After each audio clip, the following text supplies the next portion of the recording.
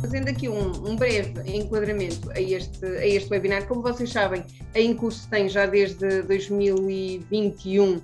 tomado a iniciativa para o desenvolvimento de temas que nos chegam muitas vezes por via dos nossos próprios consumidores, ou seja, os nossos próprios consumidores, e também aqueles que são os nossos parceiros diretos, que são os nossos formadores, que nos vão dando indicação de temas que são pertinentes,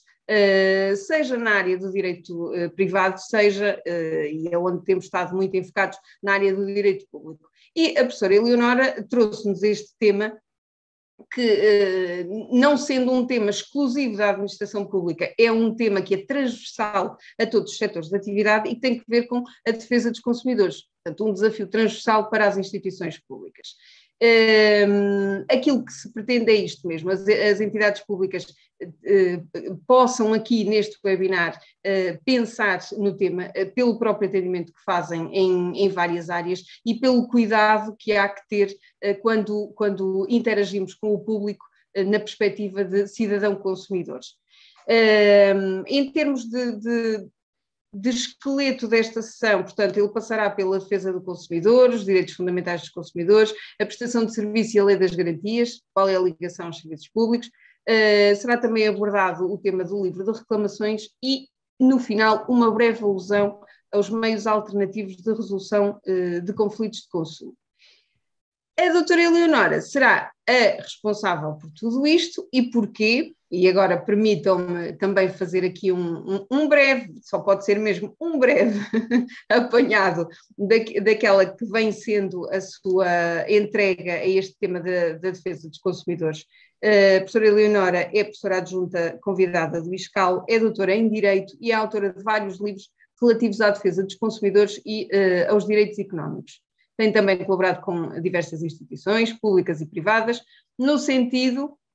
e esta é já a sua missão de há muito tempo, no sentido de formar e lecionar as temáticas alusivas ao direito. Tem ainda formação como mediadora e tem colaborado de forma ativa com a defesa do consumidor. Portanto, não lhe fazendo jus a toda aquela que é a sua experiência, creio que está mais do que bem identificado o porquê de nos trazer este tema e que esperamos que possa, de facto, ser este momento de reflexão, não é? Porque os vários municípios, nos seus vários serviços, diariamente se confrontam com o atendimento ao cidadão. Muitas vezes pensamos nele numa perspectiva comportamental, mas há também que pensá-la à luz do direito. Professora Eleonora, agora passo a si. E desejo uma ótima sessão a todos, mais uma vez, dizer-vos que para ser participada vão colocando as vossas questões no bate-papo e eu, entretanto, voltarei aqui mais ou menos pelas 11h30. Sim, senhora, mais ou menos, está certo, mais ou menos, Então, bocadinho antes pode vir, nunca se sabe. Não, eu estou aqui. Isso. Eu estou aqui. Nada, muito obrigada à Marisa. Em primeiro lugar, também muito obrigada à Incurso pelo convite e, obviamente, por esta parceria que eu espero que seja muito produtiva. Realmente é a primeira vez que estou a fazer um webinar com vocês, mas é um prazer, é um gosto. Realmente é uma área, a área da defesa do consumidor, ou a área do direito económico, é uma área pela qual eu tenho um especial gosto. Também, obviamente, pela minha atividade como professora, como mediadora e em conjunto com uma área que tenho estado muito atenta nos últimos 2, 3 anos, que é a área do direito público. E, portanto, quis fugir um bocadinho daquele clichê de estar sempre a falar no âmbito só do comercial e do privado, entre as empresas e as entidades e os ditos consumidores, ou seja, já vamos ver a seguir os sujeitos que se interligam com estes serviços, e aceitei com muito agrado o repto para poder falar aqui um bocadinho da eventual ligação ou do que é hoje o desafio também para as entidades públicas que lidam e que tratam todos os dias com utentes, com consumidores nos seus próprios serviços. E, obviamente, espero que possa ser produtivo para todos, inclusive mesmo às vezes pessoas, eu sei que em contexto de trabalho, infelizmente as pessoas às vezes não podem estar com a mesma atenção, não podem estar com a mesma participação nestes webinars que se tem noutro tipo de formações. Com certeza que a Marisa depois vai também deixar-vos o desafio, quem sabe propormos aqui, fazermos aqui uma formação todos em conjunto, onde estes temas serão tratados sempre com mais digamos assim, com mais pormenor. Eu estou a dizer isto em minha defesa porque é impossível numa hora e meia, ou em 2 horas, não interessa, falarmos tudo que este tema tem para dizer, percebem? Portanto, nós, para todos os efeitos, vamos introduzindo o tema, vamos falar sobre estes temas. Não vou passar pela rama, mas na verdade vamos tentar trazer aqui o que é mais substancial para vos cativar como meus formandos nesta manhã, para vos cativar, para vos aguçar o gosto pela matéria, na perspectiva, claro, de que há um desafio, na minha ideia, há um desafio hoje que é colocado a todas as instituições, públicas ou privadas, que têm que lidar diretamente com o público, neste caso com os consumidores em particular. Provavelmente nesta época pós-pandemia, isto ainda se torna mais difícil, ou um desafio ainda maior, porque nós passamos por uma altura em que o atendimento deixou de estar a ser presencial, a recepção das pessoas deixou de ser a mesma, e passamos novamente, ou gradualmente, a ter diretamente as relações de forma física. Portanto, houve na mesma relações de consumo, como é óbvio, mas elas estavam todas muito integradas em relações à distância. E esse também foi um certo desafio, também dava pano para mangas para podermos conversar, uma vez que a lei também nem sempre acautelou todas as matérias que, na minha perspectiva, pelo menos não acautelou todas as matérias que o desafio da recepção à distância e do atendimento à distância precisava. Para as compras e vendas isso está sensivelmente resolvido. Para a prestação de serviços houve algumas coisas que precisavam de ser limadas ou que precisam de ser limadas, mas como no início a Marisa aqui comentava, nós de alguma forma todos nos refletimos na matéria do consumidor. E este desafio, ou esta perspectiva da dinâmica à volta da matéria, ela não vem de agora, ok? Não estou a trazer nada de novo, porque há vários anos que no nosso ordenamento jurídico, sendo um bocadinho mais consentânea, tem trazido e tem discutido a dinâmica da defesa dos consumidores. E é por aqui que nós vamos ter que começar, como uma integração, como uma introdução para o próprio tema.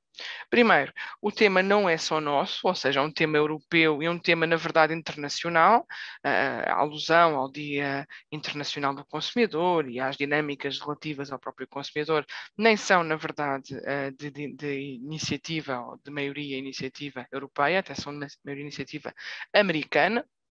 O 15 de março, o dia que foi determinado como o Dia de Defesa do Consumidor, foi instituído por Kennedy, e, portanto, vejam que vem da dinâmica muito cá para trás, na perspectiva da atuação ou da intervenção envolvente, que não diria, digamos assim,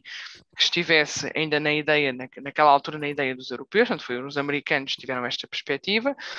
E é lógico que, até pela história, vamos ver que a forma como muita da legislação e muitas das dinâmicas têm sido salvaguardadas para proteger estes sujeitos que estão na dinâmica de serem consumidores ou que caem na dinâmica defendida pela lei versus os que não caem, foi sempre de lhes dar uma proteção especial.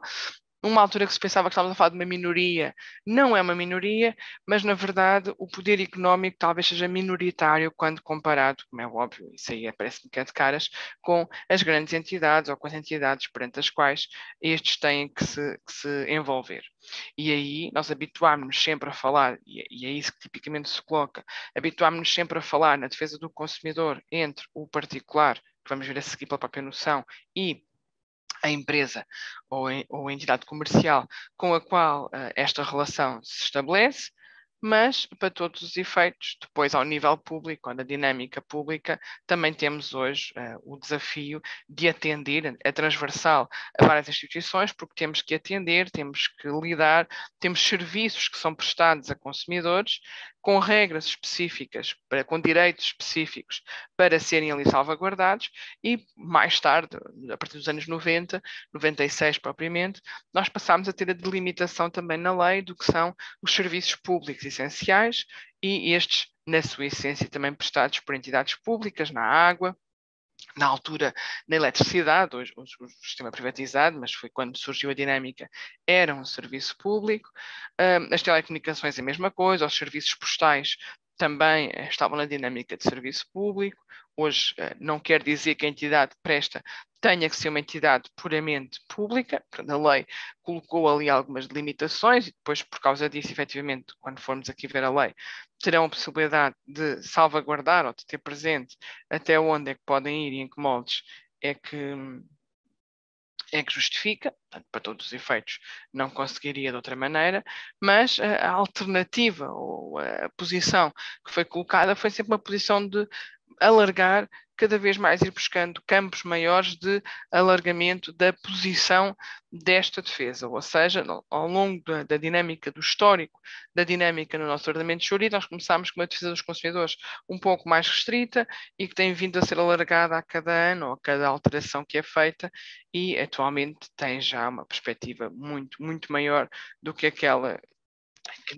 em 89, que foi a primeira vez que nós tivemos uma lei de defesa do consumidor, ela se colocou, ou pelo menos que trouxe à perspectiva de todos. Introduzindo o tema, compreendendo, inclusive também que esta mesma dinâmica não é só vinda da perspectiva legal, ela também vem da perspectiva constitucional, aqui, claro, puxar um bocadinho a brasa da minha sardinha pelo direito, mas, na verdade, a nossa Constituição foi a primeira casa, chamemos-lhe assim, onde foram instituídos alguns artigos de defesa dos consumidores, nomeadamente em relação à perspectiva do conhecimento de alguns direitos ou da salvaguarda de alguns direitos fundamentais, também nessa cartola, para os consumidores, que depois deu aso às alternativas envolvidas para os próprios, na sua perspectiva. E, portanto, nós, logo a partir da Constituição, passamos a ter, ou encontramos aqui um ponto, um cerne, nós diríamos efetivamente que é o ponto fulcral para o direito económico, na perspectiva de uma organização económica, matriz também, na verdade, para os próprios operadores económicos, com os objetivos que se pretendia ou que se queria atingir. Não é só uma questão de contexto histórico, efetivamente isto depois acompanha todo o andamento e o enquadramento, quer na sequência da nossa entrada para a União Europeia, em 86, e, portanto, esta dinâmica depois surge com a primeira lei em 89, esta dinâmica de enquadrar a defesa do consumidor também em princípios fundamentais da Constituição Económica e, portanto, a sua organização como matriz, como alternativa às perspectivas aqui envolvidas e não deixou de ser, ou não deixa de ser, uma forma de poder enquadrar e encaminhar também para a administração pública, no sentido de perceber porque é que é tão importante ou porque é que a dinâmica é tão relevante quando se pretende e quando se quer salvaguardar aqui interesses que estão legalmente protegidos, mas mais do que isso, que têm que estar constitucionalmente protegidos. E, portanto, houve nos primeiros anos uma perspectiva de criação de uma lei própria, de uma lei especial para a defesa do consumidor. Eu próprio fiz aqui um enquadramento e depois também não se preocupem que com certeza que em curso, através da Marisa ou dos colegas, vos farão chegar aqui estas minhas ideias sumárias dos slides sobre a defesa dos consumidores, e bem como também dois fecheiros com a legislação especial, neste caso a Lei de Defesa do Consumidor e também com a Lei da Proteção dos Serviços Públicos Essenciais. Mas a minha ideia, ou a ideia que eu queria deixar logo ao início, é para termos presente, para nos debruçarmos sobre as dinâmicas envolvidas com os direitos que na altura foram logo visados, portanto, no final dos anos 80 e depois com a alteração em 96 para a defesa dos consumidores e na perspectiva de salvaguardar bens e serviços, proteção à saúde e à segurança física, formação e educação para o consumo, informação, do modo geral também na perspectiva do consumo, proteção dos interesses económicos, prevenção e reparação de danos patrimoniais, proteção jurídica e justiça pronta, ou indicação no sentido de uma justiça célere, e participação também pela via representativa. O objetivo de cada um destes direitos, ou nas dinâmicas trazidas por cada um destes direitos, que depois são esmiuçados, que depois acabam por ser salvaguardados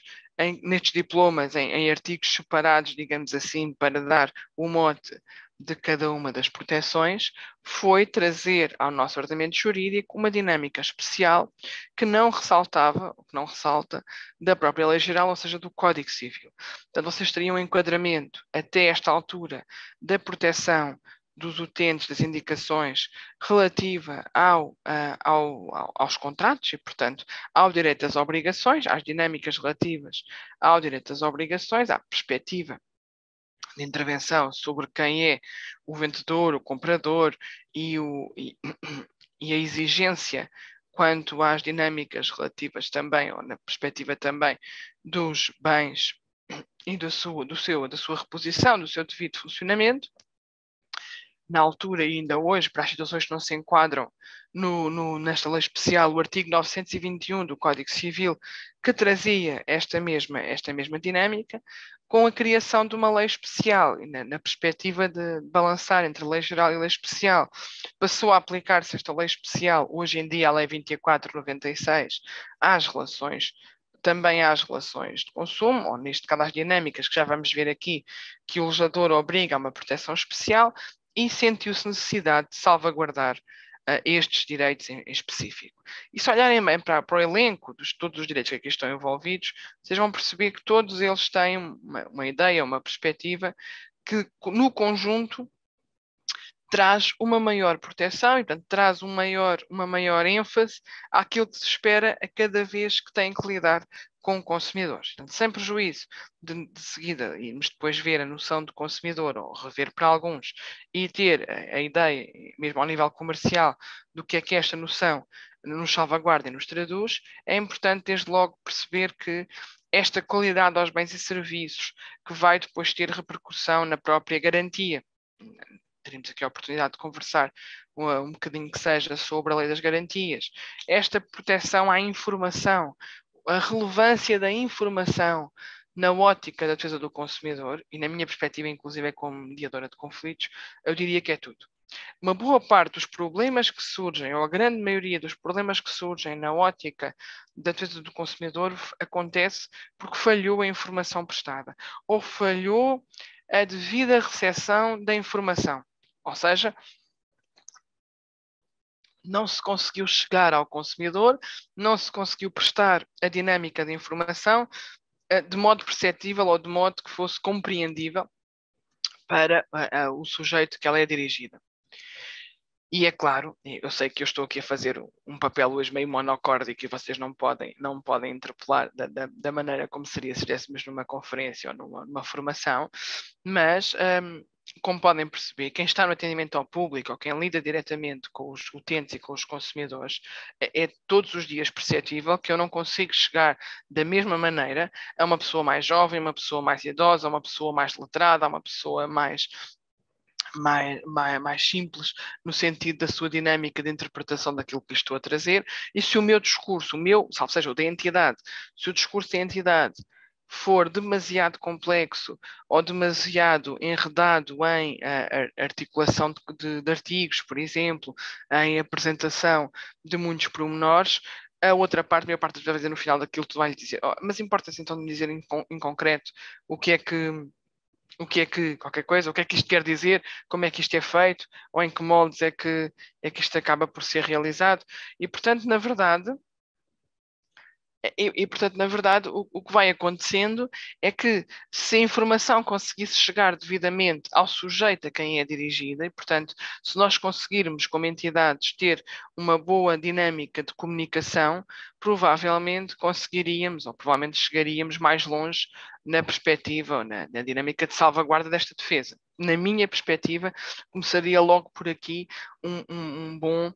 mecanismo de comunicação. Claro que esta informação que está aqui para o consumo, e de seguida nós já vamos ver depois diretamente na perspectiva da própria lei sobre quem é o consumidor e os modos como ele se intervém, o próprio artigo, que eu depois quero abrir aqui para vocês também verem o que é que a própria lei diz, para não estar só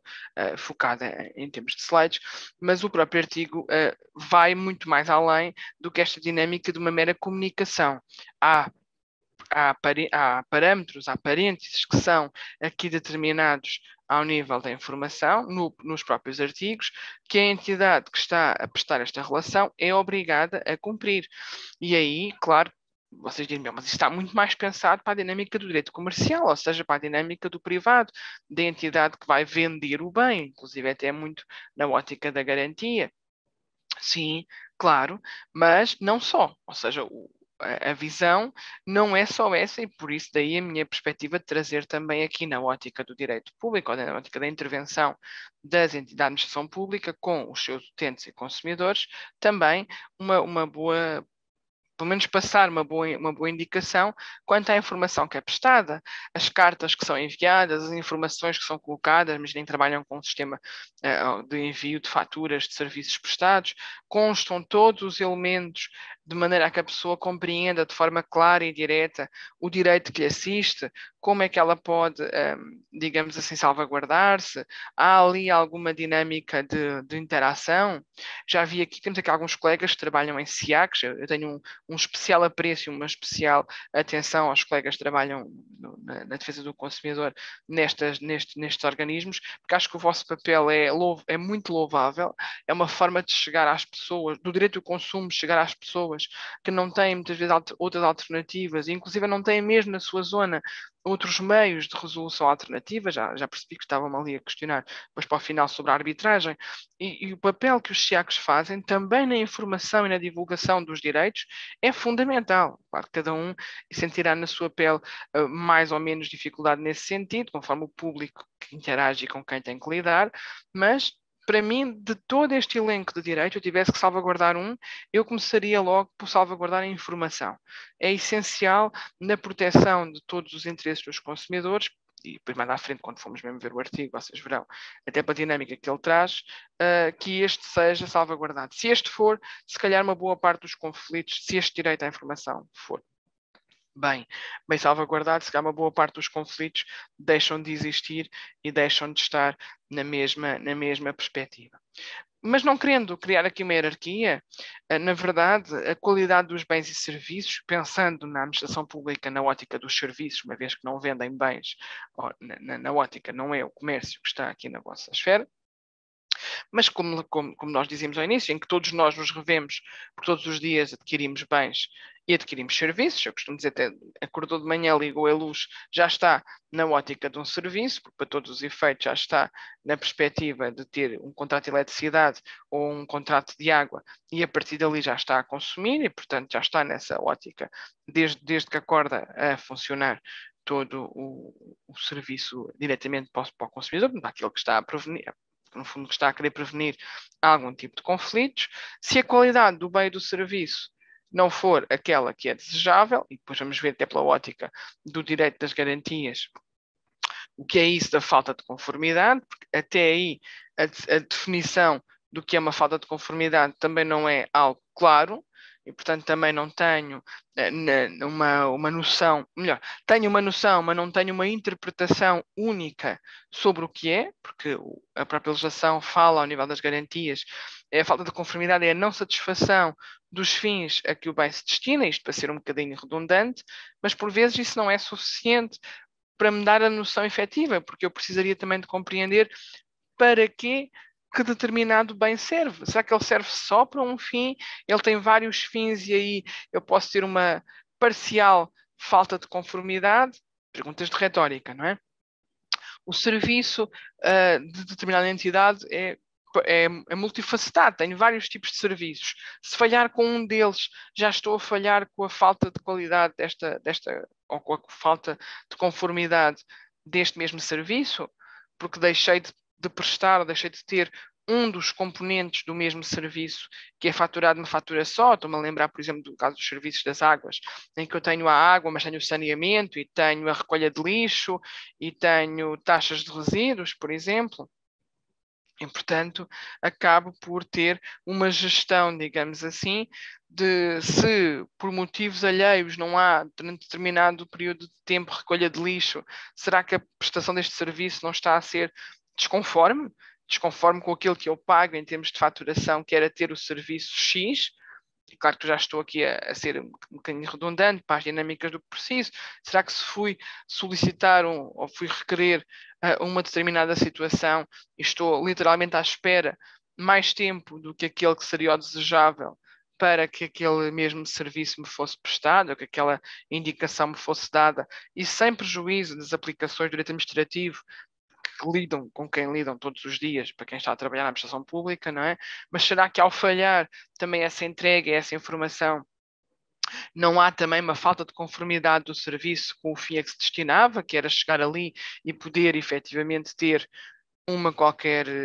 prestação? Não sei se me estou a fazer entender, não é? Ou que vou buscar também aqui a proteção dos interesses económicos. porque o dinheiro comanda um bocado a coisa e, portanto, a perspectiva económica comanda também esta nossa vida. Não, por mais que a gente queira não dizer que não, a verdade é que há o balançar de todas as relações contratuais e nestas relações de consumo também é ditado pelo poder económico, muitas vezes, que é exercido e que pode ser exercido. E até muitas vezes na lidação com os conflitos de consumo, com quem tem que lidar às vezes em situações de mediação, me tem dito, eu nunca pensei por um processo a esta empresa ou a esta entidade, porque ela vai ter excelentes advogados, porque é uma empresa grande, porque é uma entidade grande, ou não vou avançar contra o Estado, ou contra não sei, porque são grandes. Sim, mas e o usador não criou mecanismos de proteção dos meus interesses específicos? Os meios alternativos de litígios podem ser entendidos ou devem ser entendidos como um mecanismo dessa mesma perspectiva, em que foi criada aqui, quer para a reparação dos danos que a pessoa sofreu, quer para a proteção dos interesses económicos envolvidos. Podem-me cobrar a mais, podem-me cobrar peso a mais, podem-me cobrar minutos a mais, dentro do meu interesse. A delimitação, por exemplo, há uns anos, lembro-me quando surgiu a concretização da lei das práticas comerciais desleais, em que se comentava que nos estacionamentos, por exemplo, em relação à nomenclatura do tempo que estou estacionada, quanto tempo me oferecem, como é que é feita a tabulação, é ao minuto, é ao quarto de hora, é aos 10 minutos, para me cobrarem o meu período de estacionamento. Estão a ver? Portanto, até onde é que vou, em que moldes é que vou, para a delimitação daquilo que é trazido. Portanto, eu, consumidor, estou realmente salvaguardada com uma série de direitos e de indicações que são transversais a várias áreas, desde que me esteja a ser prestado um serviço, desde que me tenha sido vendido ou tenha sido adquirido um determinado bem, e com isso salvaguardada também a minha própria dimensão. Claro que quando falamos aqui na participação representativa com entidades de defesa do consumidor ou na proteção jurídica e a justiça pronta, durante muitos anos houve a possibilidade de intentar ações sem ter que pagar taxas de justiça, havia uma isenção específica para as matérias relativas ao direito do consumidor, era um incentivo, provavelmente também em alguns casos um incentivo atropelado depois por quem,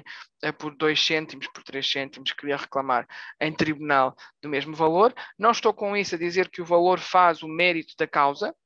porque é lógico e é legítimo que alguém que se sente lesado, nem que seja por uns cêntimos, que queira reclamar dos mesmos. Se calhar já podemos pôr no prato da balança e discutir se o tribunal deve estar assoberbado com processos cujo valor económico é tão redutor ou tão reduzido que provavelmente será pior o dano para o atraso na justiça do que o benefício em relação àquela que é a dinâmica interventiva.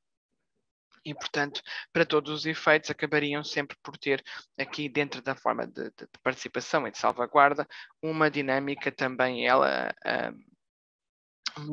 muito interventiva para a perspectiva de quem quer intervir. Eu vou parar aqui o compartilhamento para abrir também, para verem comigo em conjunto, dentro da própria lei ou da dinâmica da própria lei de defesa do consumidor. Penso que agora conseguiríamos aqui fazer esta alteração. Provavelmente muitos de vocês conhecem o regime, até porque se trabalham na área, têm esta perspectiva e conhecem o próprio regime, e, portanto, das dinâmicas aqui envolvidas com a Lei de Defesa do Consumidor, portanto, no final dos anos 80,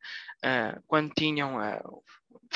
meados dos anos 80, quando tinham a própria defesa do consumidor a iniciar, alterada depois em 96, e se repararem logo aqui, penso que conseguem todos ver bem aqui o meu ecrã compartilhado, e depois logo aqui, digamos assim, todas as matérias, todas as dinâmicas de legislação. A última, inclusive pelo Decreto-Lei 109-G de 2021, que entrou em vigor agora há dias, 28 de maio, se não estou em erro, e portanto que tem acompanhado pontualmente alterações à Lei de Defesa do Consumidor, mas cuja dinâmica de retórica, depois da parte inicial, se tem mantido. Isto para vos dizer o seguinte: nós precisamos de ter muito mais do que o olho direto aos direitos do consumidor, ou da dinâmica perspectiva destes direitos envolvidos aqui no consumidor, uma definição muito concretizada sobre aquele que se considera ser o consumidor.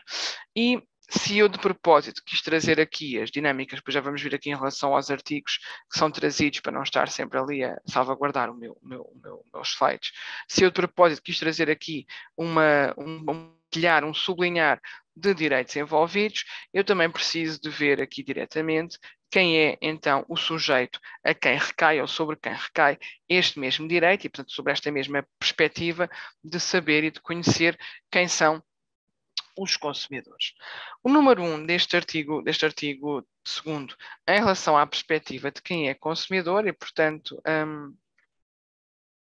da dinâmica ou da salvaguarda da sua intervenção, sublinha que é consumidor todo aquele a quem sejam fornecidos bens, a quem seja fornecido bens, prestados serviços ou transmitido direitos destinados a um uso não profissional por uma pessoa que exerça com caráter profissional uma atividade económica.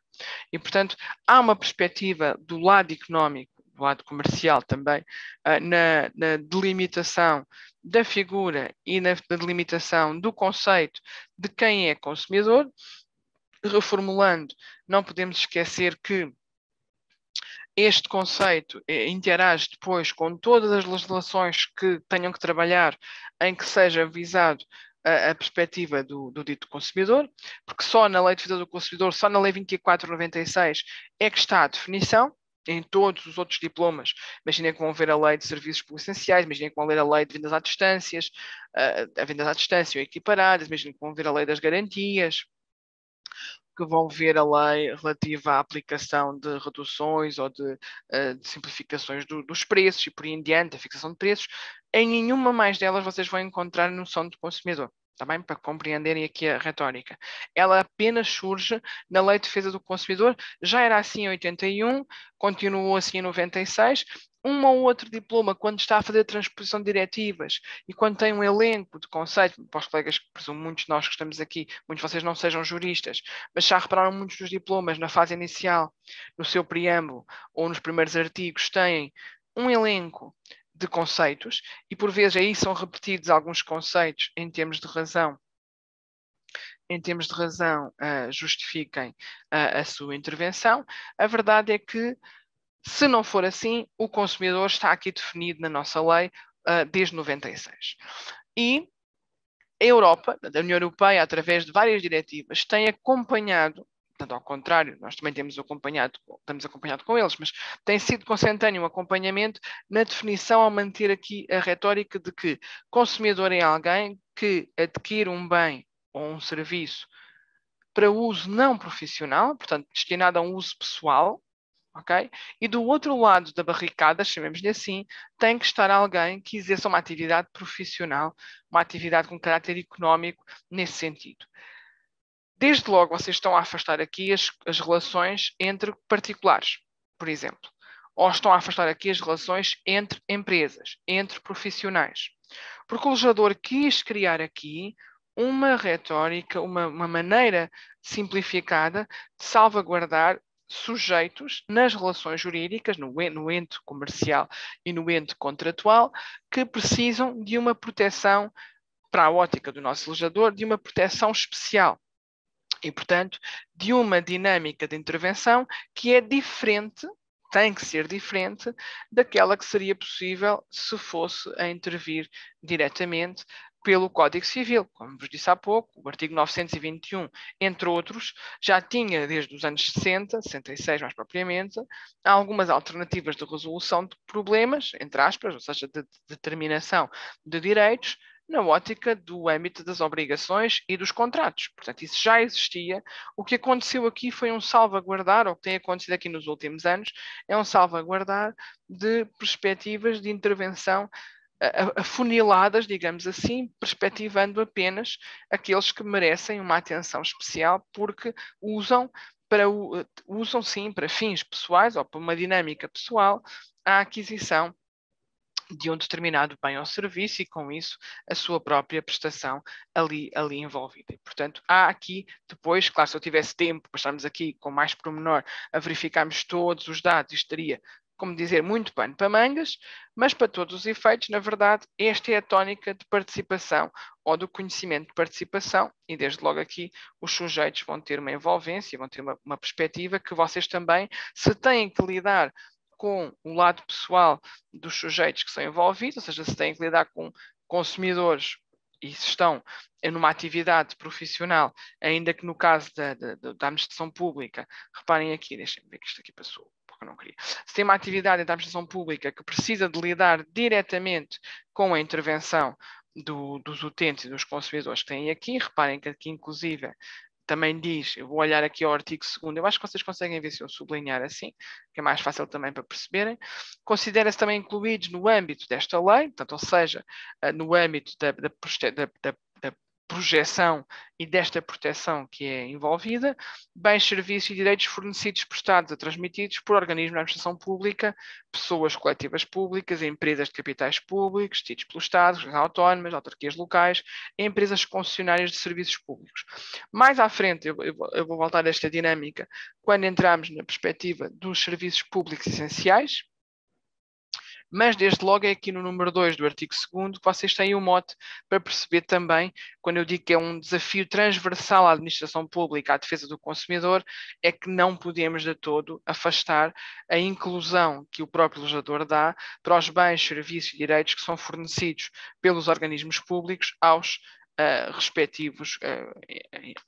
consumidores, portanto, para uso pessoal e na dinâmicas de intervenção pessoal.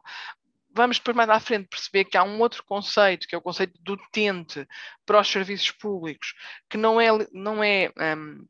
literalmente igual, é mais abrangente do que o conceito de consumidor, e aí, por isso, nós também temos as dinâmicas de quando o prestador de serviços presta a uma entidade comercial uma posição e, com isso, um serviço de água, um serviço de eletricidade, um serviço de gás, não me interessa, agora, em termos gerais, daquilo que é realizado, o que é expectável que esse utente também possa reclamar, com direitos mais específicos do que estes que vêm da Lei de Defesa do Consumidor. Portanto, digamos que eu vou afunilando as alternativas e as posições de intervenção aqui envolvidas. Quanto aos direitos em si, eu tinha-vos separado aqui diretamente logo o artigo 4º, dentro destes, o direito à qualidade dos bens e serviços por causa da satisfação dos fins, já lá iremos depois em toda a posição, mas reparem, por exemplo, aqui no artigo 6º, também na promoção e na educação dos consumidores, para a formação e para a educação dos próprios em relação às intervenções ou às medidas que devem ser tomadas para o conhecimento do consumidor, inclusive dos seus próprios direitos. Claro que hoje estamos a fazer aqui um webinar, uma formação, seja o que for, claro que estamos do lado em curso, que é uma entidade privada, mas para todos os efeitos, a trazer ao público, a trazer também à intervenção nesta política educativa algo que caberia diretamente também ao próprio Estado, e à intervenção e à concretização de vários programas e ações de formação dentro da retórica, de conhecer os meios que tem ao seu dispor o próprio consumidor. Nós estamos a fazer aqui o papel ao contrário, nós estamos hoje a falar para entidades que desempenham um papel, também ele muitas vezes informativo, e, portanto,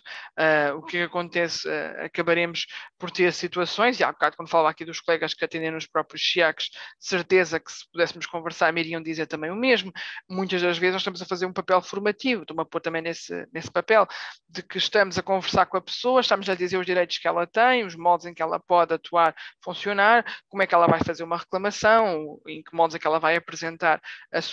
o seu pedido. E isso não deixa de ser uma forma também de estar a educar, de estar a formar aquela mesma pessoa para aquilo que tem ao seu dispor. Não na retórica, claro, deste artigo 6º, mas não deixa de ser visível que, ao longo da nossa intervenção como entidades públicas,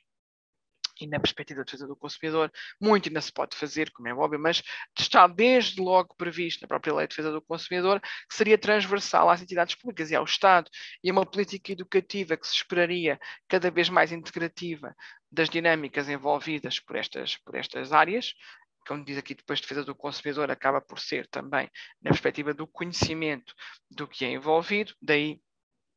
a sua mesma importância. A informação em geral, que aparece no artigo 7º, e depois a informação em particular, que há bocado vos dizia, muito cuidado, ou particular cuidado, com este direito à informação previsto na Lei de Defesa do Consumidor. Há, por parte de quem é o fornecedor, quer dos bens, quer dos serviços, da entidade que está a lidar diretamente com os consumidores e a lidar diretamente com todos os envolvidos, uma ideia e uma perspectiva também acabam por justificar, digamos assim, a organização, e por isso o molde, quer seja na negociação para celebrar o próprio contrato, quer seja no modo como informo e o que se espera aqui, o próprio legislador diz, que seja de forma clara, objetiva, transparente, adequada, porque eu, entidade, acabo por ter que adaptar o meu discurso conforme a entidade com a qual eu tenho que salvaguardar. E, portanto, acabo por, na perspectiva de intervenção, ter que ter atenção, ou dever ter atenção, com quem é que eu estou a lidar. Percebem? É verdade que muitas vezes nós não conseguimos chegar da mesma maneira a todos os sujeitos e por vezes até a forma de comunicação, como há bocado no início eu dizia, não se consegue adaptar porque tem que ter algo mais generalista. Mas também se tenho esta possibilidade, se tenho este papel dentro da minha organização da entidade com a qual tenho que lidar com os consumidores e com os utentes, eu devo procurar, pelo menos, salvaguardar uma informação quanto às características dos bens, quanto dos serviços, quanto à sua compatibilidade com todos os meios, quanto a uma série de ligações. Se virem aqui o número 1 do artigo 8º, eu não quero estar a ler, mas depois vocês vão ter a oportunidade de ficar com o diploma se não conheciam, e se forem ver, tem uma série de linhas em que salvaguardam um conjunto enorme de indicações, de informações que têm que ser prestadas. Claro que isto adaptando depois, quer seja à venda e ao fornecimento de bens, quer seja efetivamente à prestação do próprio serviço, e por isso vão acompanhando também naquilo que é a dinâmica da própria intervenção e salvaguardando, como é óbvio, a funcionalidade que se espera para que no final não possa haver uma queixa, uma reclamação, uma indignação, porque algo não foi devidamente transmitido, não foi devidamente acompanhado, e com isto surgiram conflitos que por vezes podiam ter sido acautelados.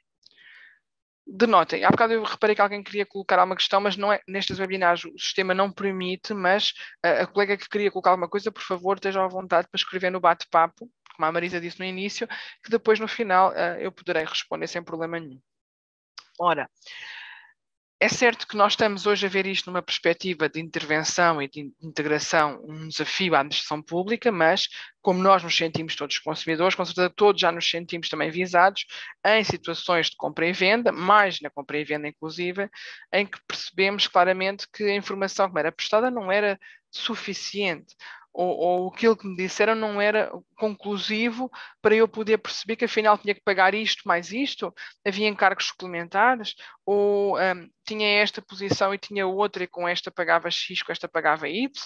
como por exemplo as questões relativas até ao proteção dos direitos económicos, com pagamento de juros, não pagamento de juros. Claro que só para falarmos de direitos económicos teríamos de ter aqui outra formação, outro webinar, de algumas horas também, porque teríamos uma série de direitos, inclusive para depois trazer e tratar ao nível do crédito, do sobreendividamento e por aí em diante, modo que um dia também podemos conversar com certeza, se assim entenderem. Mas os conteúdos, a existência de algumas restrições, pode ou não pode utilizar, se fizer por aqui não pode de outra maneira, se adquirir deste modo não consegue de outro, em que moldes é que isso vai sendo importante e vai aparecendo para a intervenção do próprio consumidor, tudo isso deveria resultar do contrato,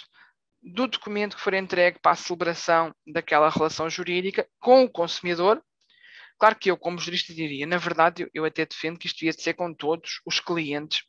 entre aspas, utentes, consumidores, com quem os senhores e entidades têm que lidar. Mas, para os consumidores, isso está previsto na lei. Estão a ver a diferença, não é? Portanto, para as relações profissionais, entre profissionais ou entre entidades onde uma não é consumidor, isso não é uma obrigação que resulte de uma lei especial. Isso até pode resultar de outras dinâmicas da contratação, inclusive também de um conceito que aqui não aludimos ainda, que é o conceito da boa-fé na fase contratual, na fase pré-contratual e por aí em diante, mas que são conceitos demasiado vagos, ou conceitos jurídicos demasiado vagos, para serem depois perceptíveis e compreendíveis na sua aplicação prática dos próprios consumidores. E, portanto, há um regime aqui mais simplificado, chamemos-lhe assim, ao ter o legislador ao longo dos anos, este artigo 8º foi tendo acrescentos de linhas, vamos lhe chamar assim, foi tendo alterações positivas, no sentido de discriminar ainda mais o que é que tinha que ser informado ao cliente ou não, e depois, quando formos ver a lei dos serviços públicos essenciais, veremos que também na faturação, obviamente que ali o cerne dos conflitos está na ótica da faturação, mas também ali houve dinâmicas nos últimos anos de intervenção e de alteração para que informações têm que constar nas faturas ou nas indicações que são enviadas aos próprios consumidores. As características dos bens, dos serviços, tudo isto que é trazido pelo artigo 8º, a dinâmica dos moldes em que é prestada, a informação que é salvaguardada, terá uma especial proteção, e este dever de informação, se for sonegado, se não for devidamente acautelado e se vier a prejudicar desde logo o consumidor ou por conta de uma violação que o prestador de serviços ou que o fornecedor dos bens não informa devidamente, pode levar a que tenha que responder pelos danos. Parênteses. Ainda bem que se calhar muitos consumidores não sabem,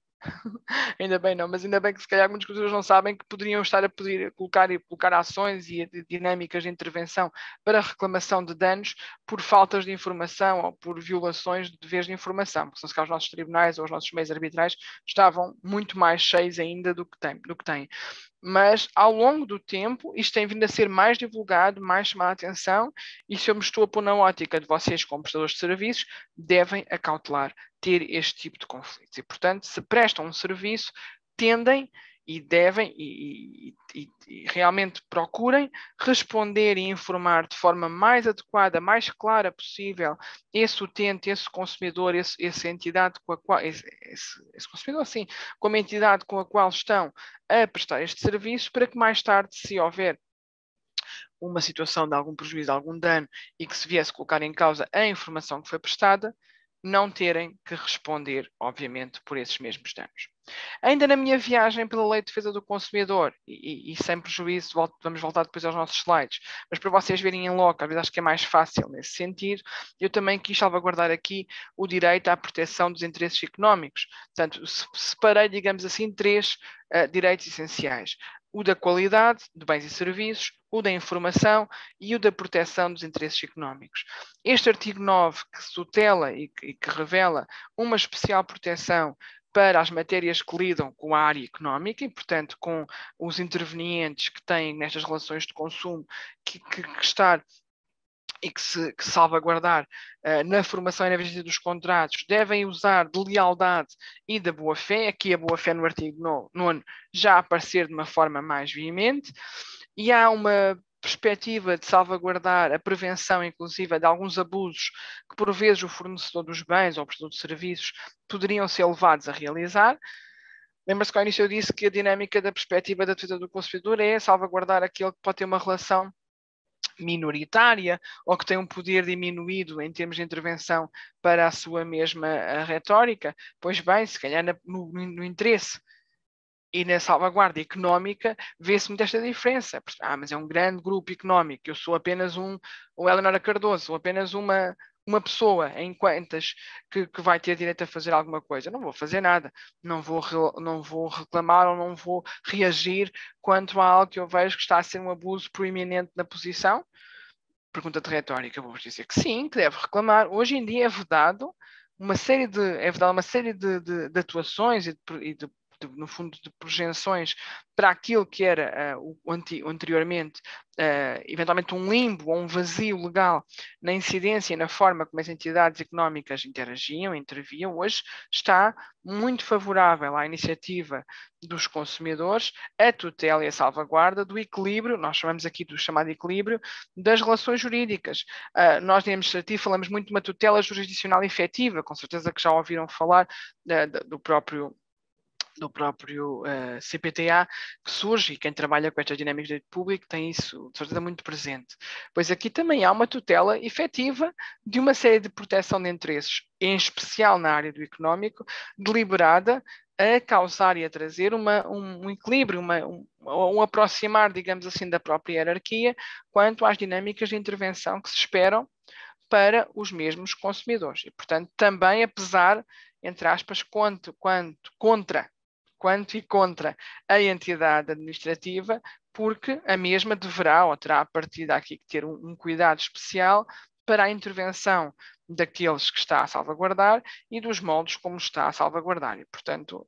é uma salvaguarda, voltando aqui às minhas notas, é uma salvaguarda que resulta da própria lei, perceber e compreender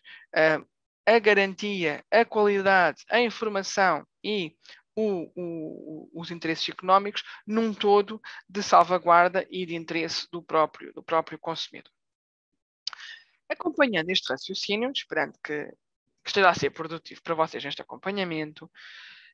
eu quero salvaguardar de seguida a ligação que pode ser feita entre a qualidade dos bens e serviços e a garantia, ou as dinâmicas relativas à garantia. Inclusive é porque nos últimos anos tem vindo, mas mais até ao nível europeu, a ser colocado, colmatado, justificado outros âmbitos e outras formas de acompanhamento da defesa do consumidor quanto aos bens e aos serviços que eu adquiro. Recentemente houve até alterações legislativas quanto à aquisição de bens em moldes,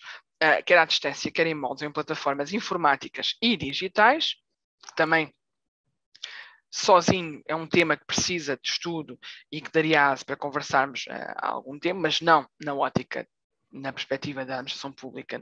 não me parece que seja talvez tão relevante, mas na ótica como consumidores ou como entidades privadas. E esta dinâmica que vem da Lei das Garantias, atualmente reformulada pelo Decreto-Lei 84/2021, tem uma norma, eu coloquei aqui entre aspas,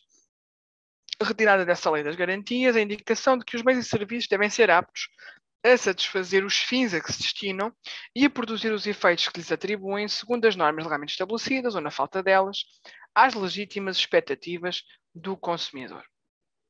E aqui nós entramos num pequeno limbo. O que são legítimas expectativas do consumidor? É possível termos uma situação caricata em que para alguém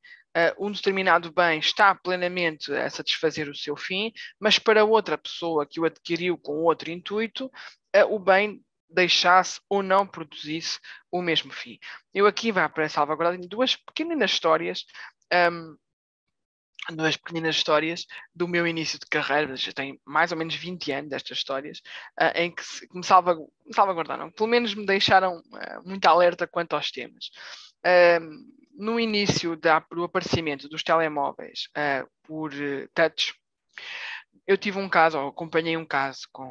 num atendimento, em que um senhor vinha reclamar que o telemóvel não tinha teclas.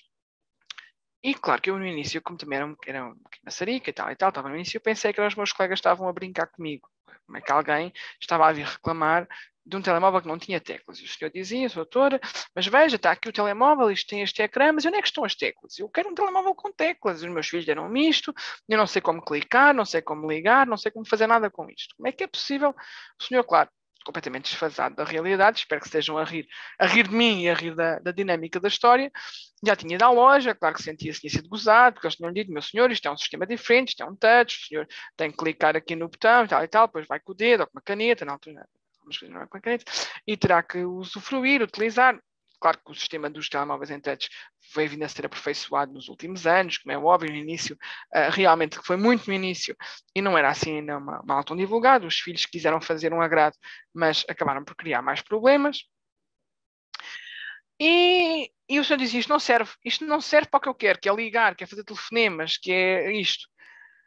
Há muito custo, lá explicámos ao senhor, mas olha, ele faz, o fim que ele está destinado a fazer, que é fazer chamadas, que é telefonar, tudo isso, o telemóvel faz, ele não está com nenhum defeito de fabrico. Mas ele dizia, mas ele para mim não me serve. A minha expectativa é ter um telemóvel com teclas. E ao final de algum tempo, uma situação, vocês já estão a rir de mim, não é? Já estão a rir da situação, mas é relativamente caricato, mas eu guardei isto para sempre, porque foi a situação mais próxima que eu tive de alguém que me mostrou que realmente aquilo que era a legítima expectativa da pessoa não estava a ser adequada com o fim a que o bem se destinava, para ele especificamente. Não havia nenhum defeito de fabrico, como estão a imaginar a loja, disse logo que não trocava, que não havia nenhum defeito, não havia nada a fazer e, portanto, estava comprado, nem sequer estava naquele prazo que muitas vezes existe em termos comerciais, que algumas entidades dão, para poder fazer trocas e devoluções. O senhor tinha tentado milhentas vezes, dizia ele, funcionar com o equipamento. Ou não conseguia, porque os filhos já tinham explicado, mas ele clicava nos botões, aquilo não andava, enfim. Depois lá se tentou e lá se conseguiu em termos de mediação, que a entidade fizesse um voz, trocasse por outra coisa, mesmo o senhor perdendo dinheiro, algum dinheiro, mas voltando a um telemóvel mais simples, aquilo que ele pretendia. porque o fim, a legítima expectativa que tinha sido criada sobre ter um telemóvel, ter um equipamento para funcionar, não estava a ser completa, chamemos-lhe assim, não é? Depois, com o tempo, vocês facilmente vão encontrar outros exemplos em que isto é muito claro. Na altura do Natal, tipicamente na altura do Natal, também é uma ótica em que aparecem muitas queixas, né, na perspectiva da arbitragem e da mediação, quanto às características que são divulgadas para os brinquedos. Acendia uma luz amarela, azul e vermelha, afinal não acende. A expectativa da criança era uma que afinal não está satisfeita, porque na caixa diz uma coisa e depois na prática o brinquedo faz outra. Será que isto é suficiente para dizer que o bem está com falta de conformidade? Além de termos um problema de publicidade, se calhar enganosa, e claro que estaria aso para estarmos aqui o resto da manhã a discutir sobre a questão contratual, de forma mais rebuscada, podemos vir talvez a dizer que o bem não está apto a satisfazer. Poderá não estar a satisfazer, ou seja, aquilo que a criança e que a entidade pretendia não se consegue resolver, não se consegue acompanhar, e aí a legítima expectativa falhou. Kátia, depois com certeza que vamos juntar a sua dúvida também aos dos demais, mas já vamos ter a oportunidade de conversar também sobre as garantias. Portanto, a primeira tónica de retórica para vocês será mesmo esta, ou seja, perceber ao nível da satisfação dos fins a que o bem se destina versus a proteção também das expectativas, ou que expectativa é que se pode criar, e às vezes inclusive o que é que está a ser criado para as dinâmicas de intervenção. Às vezes também nas queixas e nos conflitos que vão surgindo, percebe-se que o serviço que foi prestado fez com que o fim a que se destinava ao bem não é um defeito de origem, mas é um defeito pela perspectiva daquilo que foi realizado, vamos imaginar, que fez com que o fim a que o bem satisfazia deixasse de o poder satisfazer. É?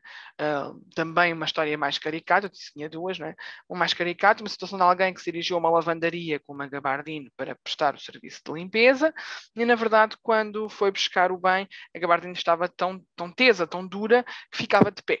E portanto a senhora apareceu no serviço, na arbitragem, para apresentar a queixa, e trazia com ela uma gabardine dura, que se punha de pé. Vão ver? Portanto,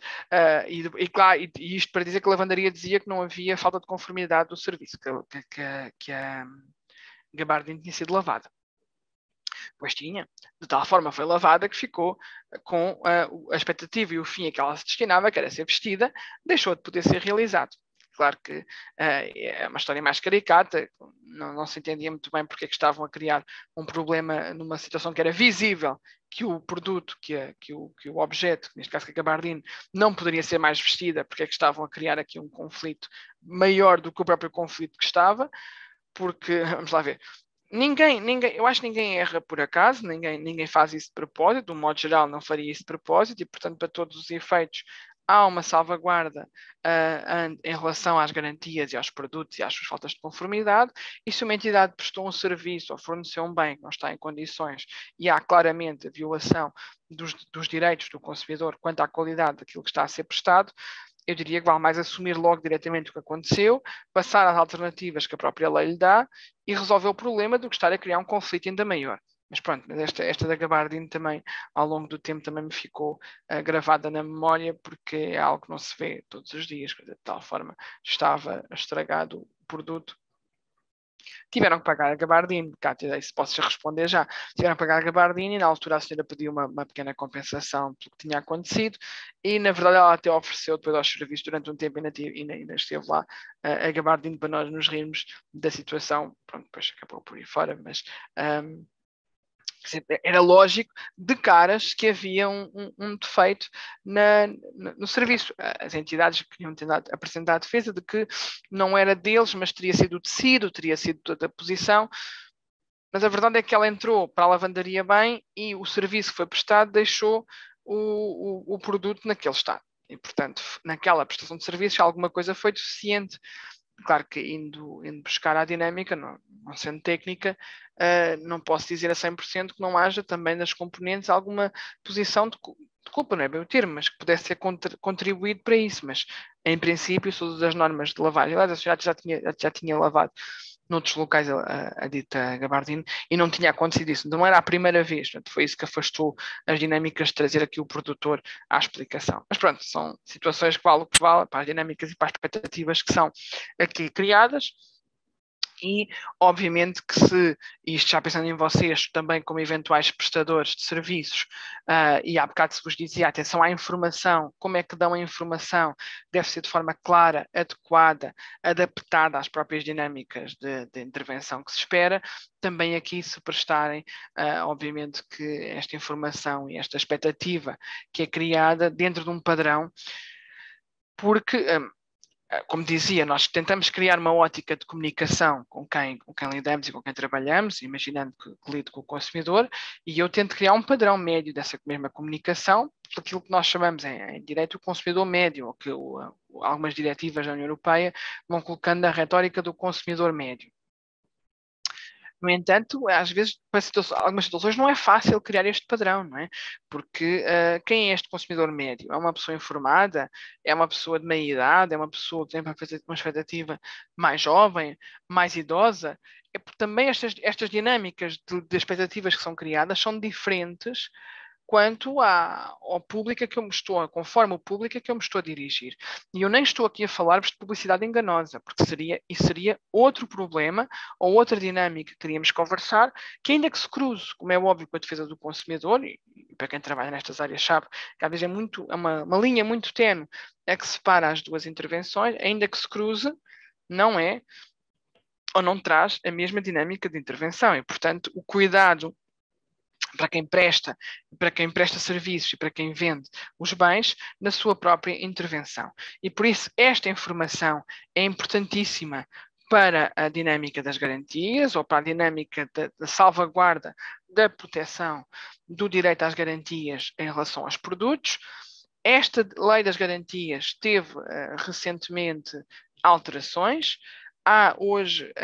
o alargamento da garantia dos produtos, a Cátia estava aqui a colocar, evidentemente depois no final podemos colocar, a garantia na ótica da perspectiva eletrónica também, ela já está aumentada para 3 anos, ela neste momento, desde 1 de janeiro, já há alguns produtos com os 3 anos, ela aumentou. E alargou-se também a possibilidade de dar garantia a outro tipo de produtos, neste caso produtos na forma digital, que não estavam previstos no anterior diploma de 2008. Okay? O meu objetivo hoje não era tanto falar de garantias, porque a administração pública não vende bens e, portanto, sem prejuízo de conversarmos aqui e de termos formação sobre esta perspectiva da falta de conformidade e da dinâmica da garantia dos bens não é tão só na ótica da administração pública, mais talvez na ótica dos privados, mas mesmo assim pode acontecer situações onde tenham serviços e desses serviços que também têm que prestar garantia, se vão fazer uma reparação de alguma coisa que houve um dano e que com isso o consumidor / utente vai exigir que durante X tempo, estes 2 anos tipicamente, se salvaguarde esse mesmo serviço que foi prestado ou esse bem que foi vendido, e tem uma série de dinâmicas do que é que pode ser exigido, a reposição da conformidade, lá está a palavra conformidade a aparecer aqui na lei das garantias, que já vinha da própria Lei de Defesa do Consumidor, quando estavam a falar do direito à qualidade dos bens e serviços, à reparação ou à substituição do bem. Também posso vir a pretender ter apenas uma redução proporcional do preço, fico com este bem, fico com este serviço que me foi prestado, mas os senhores agora vão ter que me devolver uma parte, ou eu peço que seja reduzido uma parte do preço que me é apresentado, ou que foi apresentado. Ou então, a situação mais gravosa, claro que seria a redução do preço, a resolução do contrato, peço desculpa, e a redução daquilo que foi efetivamente contratado ou que foi apresentado na tentativa de não me vejo, imaginando que não me vejo com outras possibilidades ou com outras dinâmicas dentro daquilo que a lei me dá de alternância para resolver o meu problema. É o consumidor que escolhe ou que pode exigir, dentro da perspectiva da lei, qual é a solução que salvaguarda melhor a sua intervenção. Claro que depois há uma ideia de proporcionalidade entre aquilo que aconteceu versus aquilo que está a ser exigido. Não que resulte de uma forma tão direta assim do diploma, isso aí realmente tem sido muito da interpretação, inclusive até que tem sido feita, mas esta escolha que é realizada, ou pelo menos até ao final desde 2022 as coisas tiveram algumas dinâmicas um bocadinho diferentes, sem prejuízo de outro estudo que possamos a ter, e que trouxeram algumas nuances, lá está, para a área eletrónica, para a área digital, também em posições de dinâmica de intervenção. E que, lá está, como aqui a Cátia está mesmo a colocar, muitas vezes é-nos dada a indicação de que quando variou, agora só pode pedir a reparação, e não é de todo essa a perspectiva do legislador. Lá está, agora estão mais informados também para a dinâmica de resolução. Eu posso, logo ao primeiro problema que me surgiu, ter perdido a confiança ao primeiro, imaginando que estou disposta a ter aqui discussão sobre vários ou situações que podem ter vários motivos de intervenção, ou várias faltas de conformidade e vários defeitos. E eu posso dizer assim, ao primeiro vamos reparar, ao segundo então é que trocamos. Isto não há cá, vamos dizer assim, primeiro, segundo e terceiro. Há um problema, há uma falta de conformidade. Eu vou exigir de forma proporcional entre aquilo que aconteceu e a confiança que eu vi perdida no bem, a melhor exigência para aquela que é a minha perspectiva de intervenção. Vou-vos dar mais um caso caricato que há uns anos também me passou pelas mãos em termos de arbitragem. Uma situação de uma pessoa que quando foi levantar uma viatura nova, descobre naquela inspeção, obviamente, que tem que fazer quando está a levantar um carro novo, num stand, não é? Descobre que há um risco no espelho lateral. Um risco no espelho lateral e que faz com que o senhor naquele dia já não queira levar o carro novo do stand. Diz, não vou levar um carro, o carro é novo e tal, não posso ficar com um carro com risco num espelho lateral. Ninguém tinha dado conta do risco, provavelmente o stand dizia que teria sido quando do polimento, daquela lavagem, após o carro chegar da marca para ser preparado, para ser entregue ao consumidor, que teria ali acontecido alguma situação que causou aquele risco. Mas é proporcional pedir outro carro novo por causa de um risco no espelho lateral? É uma pergunta retórica, não estou com isto a querer pôr-vos a comentar a resolução, mas a verdade é que o senhor que foi de tal forma que foi para tribunal. E em tribunal ele foi condenado por litigância de má-fé. Alguns colegas não tenham isto presente. Portanto, em termos de processo civil, o tribunal pode efetivamente aqui virar o bico ao prego, digamos assim, no sentido de indicar que o senhor estava a fazer o tribunal perder tempo com uma situação que, de caras, teria outras formas de resolução. Depois, claro que em sua defesa, ou estando mesmo na via judicial, apresentou a indicação que teria logo substituído o espelho por outro, até queria oferecer, se não estou em erro, era um sistema de som melhor, portanto, fazer um upgrade ali a algumas componentes que a viatura trazia em termos comerciais para pedir desculpa da situação, que o senhor foi sempre irredutível e que queria um veículo novo por causa do espelho ter um risco. E ninguém ia pedir uma nova matrícula, um carro tinha acabado de ser matriculado para aquela pessoa, novo, se não for vendido àquela pessoa para ser vendido para outra pessoa, para ter uma perspectiva, não vai ser vendido como um carro novo. Já tem uma matrícula feita com um registro, ou naquela altura já estava com essa matrícula feita para aquele registro, e depois já não entraria na classificação de novo. Um seminovo, nem tinha saído do stand, mas para todos os efeitos, em termos comerciais, isso podia ter implicância no preço ou nas dinâmicas de intervenção. Não foi proporcional. Presumo que toda a gente conseguiu entender este exemplo, não é? Portanto, o que é que estou a exigir? É possível outras alternativas que resolvem o meu problema de maneira a continuar a manter a confiança e a perspectiva de intervenção no bem, sem precisar de resolver o contrato? Então a resolução do contrato é a última das hipóteses. Aliás, isto aparece no artigo por esta hierarquia: reposição da conformidade pela reparação ou pela substituição, mas mantendo o negócio, substituindo o bem, mas mantendo o negócio, redução do preço, ou então sim a devolução do dinheiro, a resolução do contrato e o pôr fim ao próprio negócio. Não é? E, portanto, como já tínhamos dito aqui, o prazo da responsabilidade profissional a partir de 1 de janeiro de 2022, para os bens adquiridos desde 1 de janeiro, alterou-se para 3 anos, em produtos novos. Há hoje a possibilidade também de serem colocados aqui os bens recondicionados. Os usados já existiam, já tinham proteção especial na lei das garantias. Isto não vem da Lei de Defesa do Consumidor, está bem? Isto vem da Lei das Garantias. Da Lei das Garantias, Decreto-Lei 84/2021, traz também a possibilidade para os bens recondicionados. A colega aqui colocava para a questão da informática dos produtos digitais ou dos produtos eletrónicos, também esta nova inclusão, ou esta delimitação para produtos com 3 anos e a possibilidade de haver redução, mesmo por acordo entre as partes, para os bens usados ou recondicionados, tendo agora uma garantia legalmente prevista, mas essa com um prazo diferente, que passou de 12 meses para 18 meses neste tipo de bens, mas ainda assim sempre garantindo, ou sempre procurando garantir a conformidade do bem e a sua efetiva prestação e resolução. Agora, quanto à administração pública, gostaria ainda, já caminhando aqui para o fim, gostaria ainda de vos trazer, de apresentar as dinâmicas relativas à Lei dos Serviços Públicos Essenciais. E aqui o que me interessa da dinâmica de intervenção da Lei dos Serviços Públicos Essenciais tem a ver com o facto de também aqui, e os senhores terem que lidar com utentes / com consumidores, ou seja, de terem uma série de serviços com redações mais recentes, em 2019, sobre os quais somam tudo o que estivemos a falar aqui esta manhã quanto aos direitos dos consumidores, outros serviços ou outros direitos depois aqui que se vão também colocar. Assim sendo, esta Lei 2396, com as alterações dadas, diploma também que vos vou depois trazer, trouxe, e aqui vou abrir também diretamente na lei, talvez possa ser também por aqui, deixem-me ver aqui se eu consigo intervir e abrir a intervenção aqui ao mesmo tempo, e daí também vão ter uma salvaguarda, uma perspectiva de salvaguarda pensada para determinados serviços e, portanto, que por alternativa traria, ou vamos buscar assim, aquilo que seria a ideia. Agora deixem-me ver se eu consigo abrir aqui a lei. Ao mesmo tempo estou a falar com vocês, sim.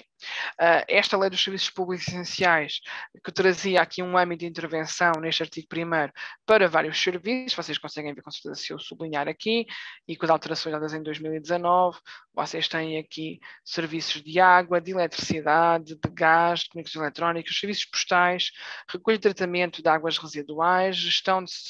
resíduos sólidos urbanos e ainda o transporte de passageiros. Alguns destes direitos, destes serviços, peço desculpa, foram até inclusive colocados mais recentemente. Os serviços postais não vinham da lei inicial, só para terem presente. O gás natural também não. Houve uma altura que até tinha outras dinâmicas e deu base a muitas discussões, nem sempre a expressão foi comunicações eletrónicas. Houve uma altura que tinha só serviços de telecomunicações. Isto chegou-se a discutir muito, mesmo na via judicial, que tipo de comunicações eram serviços de telemóveis, eram serviços de telefone fixo, os chamados triple play que nós temos hoje com a televisão e com outros serviços que são prestados pelas operadoras, se também estavam ou não estavam incluídos. Quando o diploma fez a alteração em 2008 e incluiu as comunicações eletrónicas, essa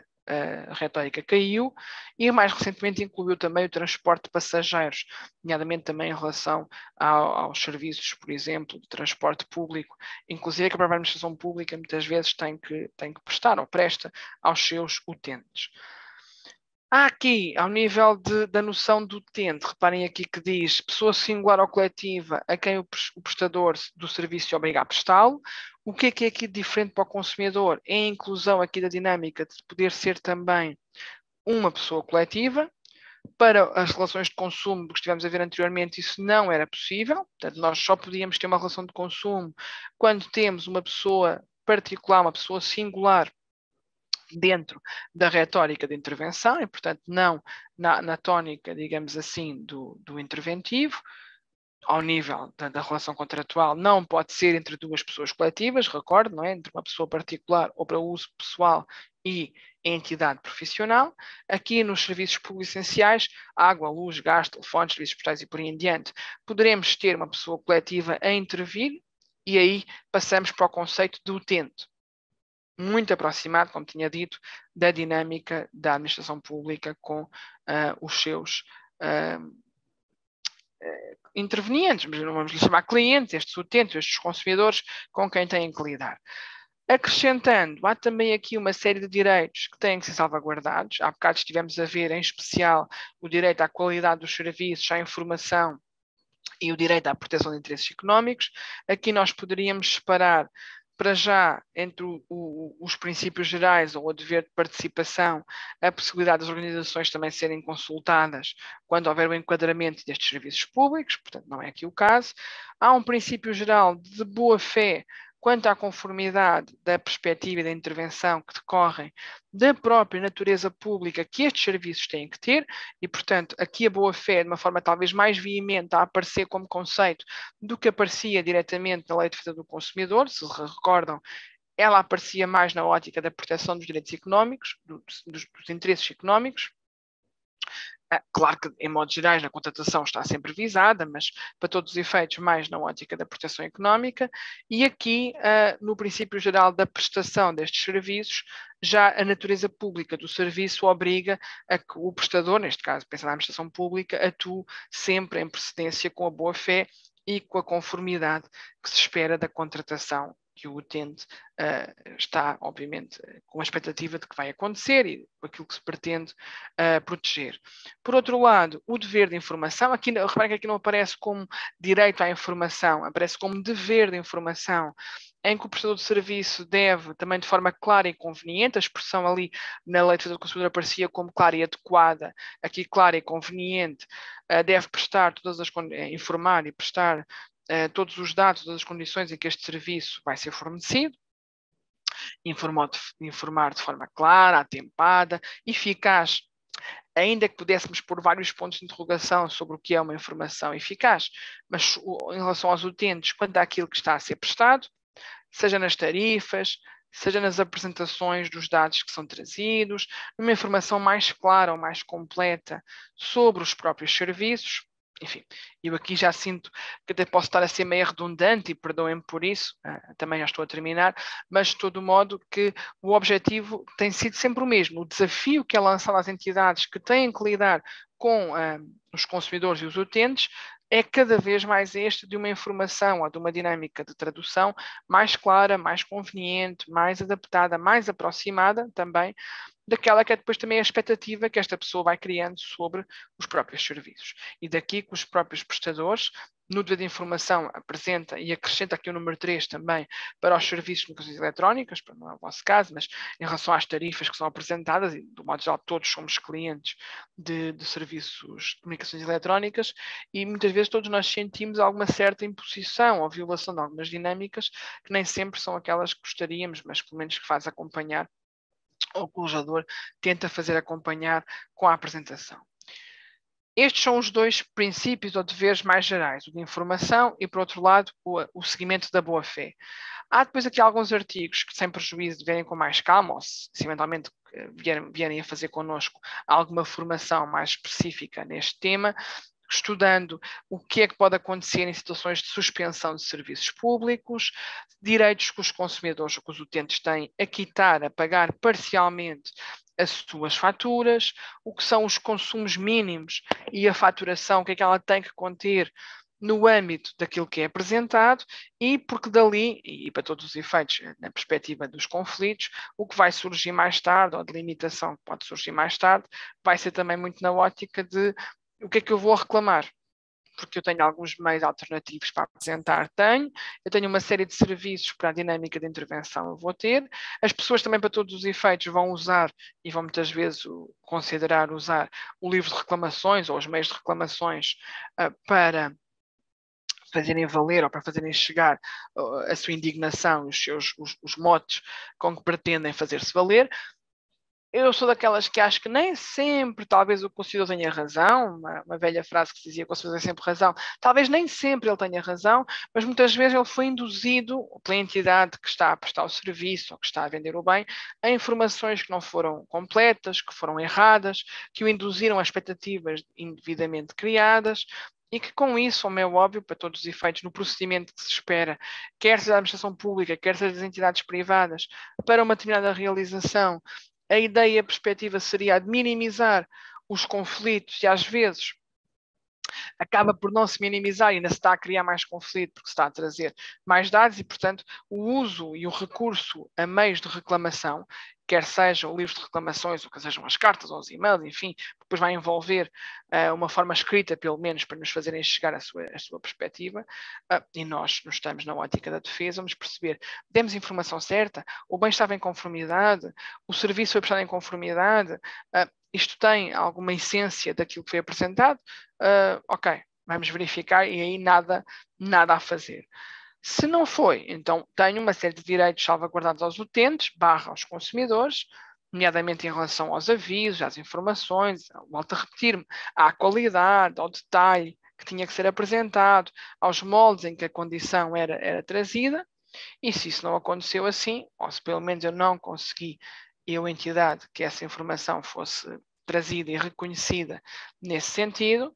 então eu vou ter que responder por isso. E, portanto, efetivamente, o consumidor, o utente, pode ter razão naquilo que está a apresentar, nas dinâmicas que está a apresentar e nas perspectivas que está a querer trazer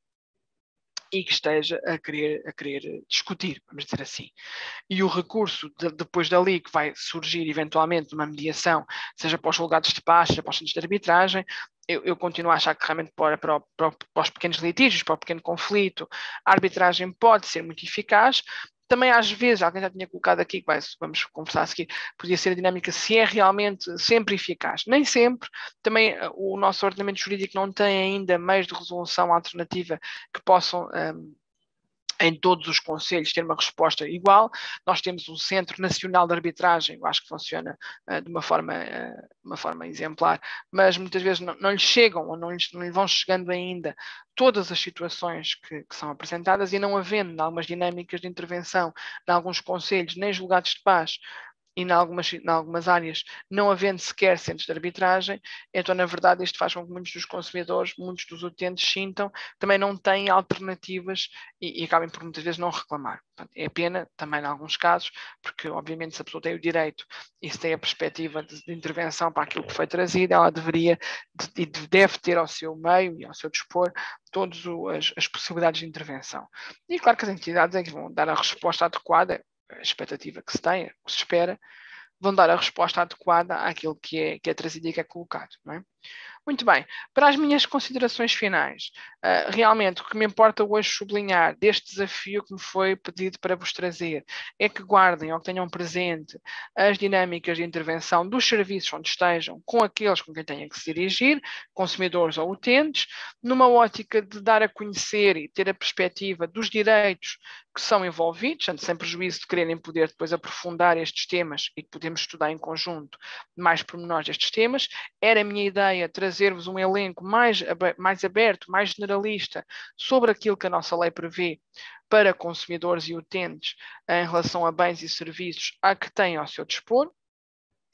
Espero ter conseguido isso, quer pela Lei de Defesa do Consumidor, quer nesta fase final pela lei um bocadinho mais curta, um bocadinho mais incisiva, pela Lei dos Serviços Públicos Essenciais, na perspectiva e na dinâmica da sua própria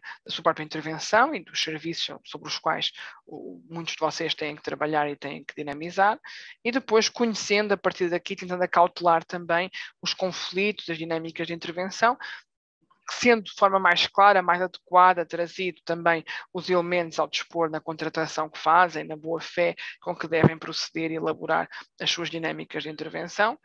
e claro, tentando com isto minimizar os conflitos, não podendo minimizar os conflitos existindo, dando a resposta mais adequada nos termos que a própria lei o prevê, para poderem minimizar, digamos assim, os danos,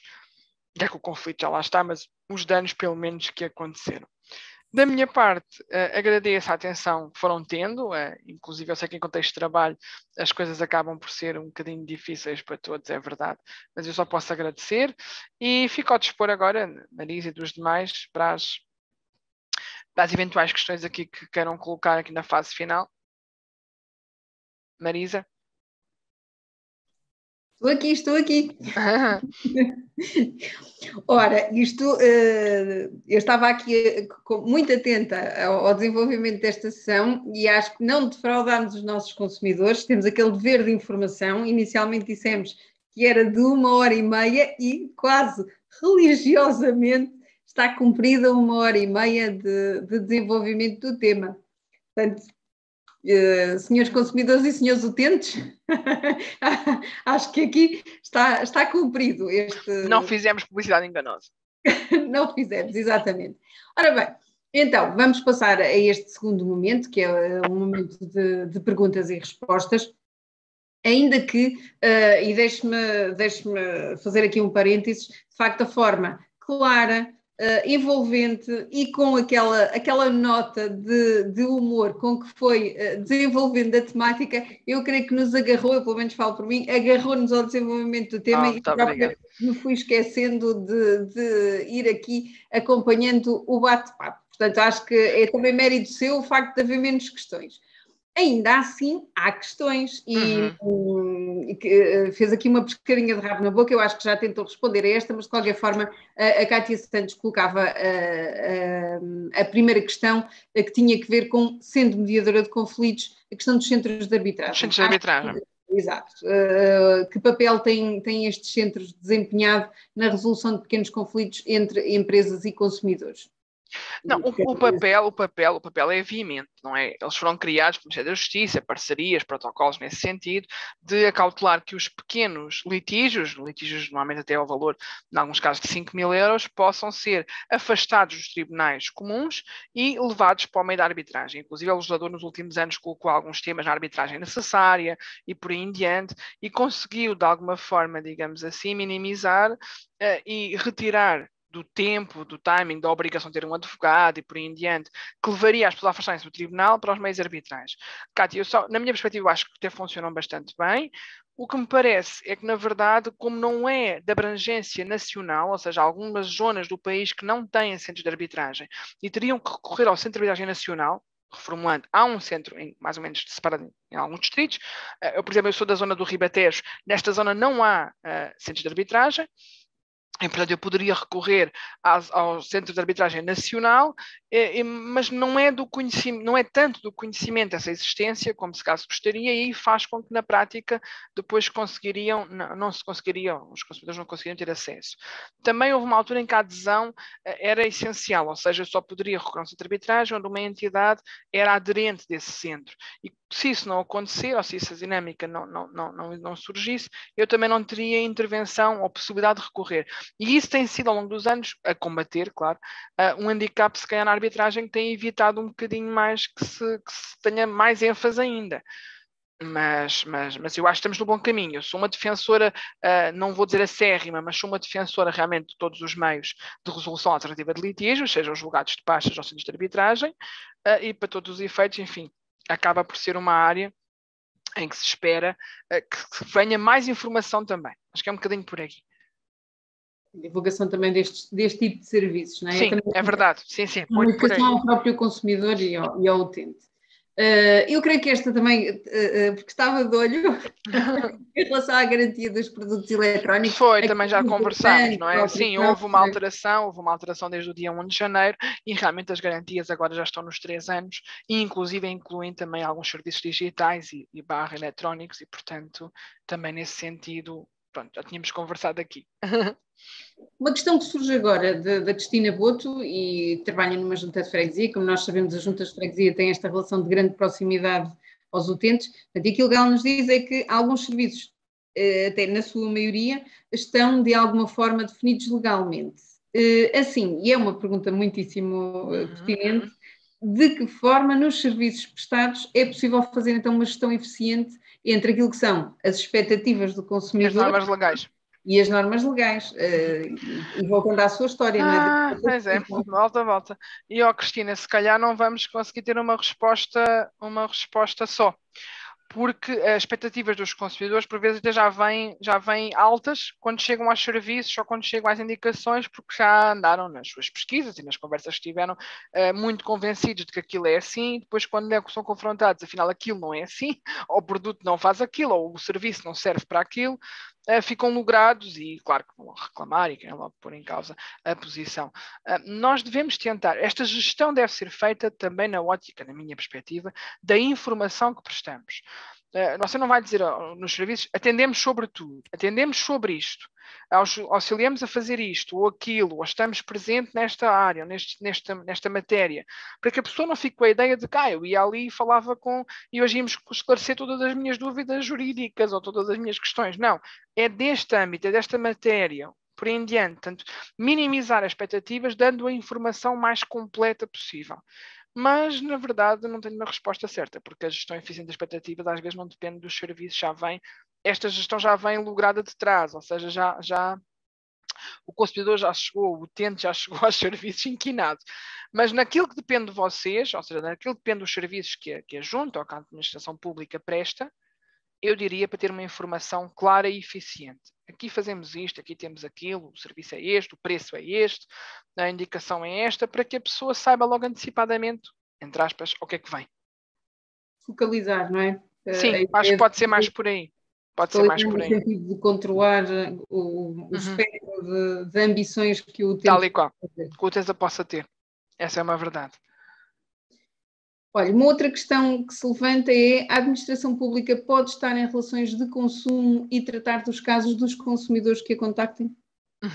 Muito bem. Nós ao início definimos quem era o consumidor ou as limitações de quem era o consumidor, que foi o mote da nossa conversa esta manhã, e realmente a administração pública lida com consumidores, ou seja, lida não só com os utentes dos serviços públicos, como também pode lidar com as prestações de serviços que tem. A administração pública em si não é um consumidor e, portanto, ela não está nas relações de consumo na ótica de reclamar ela própria garantias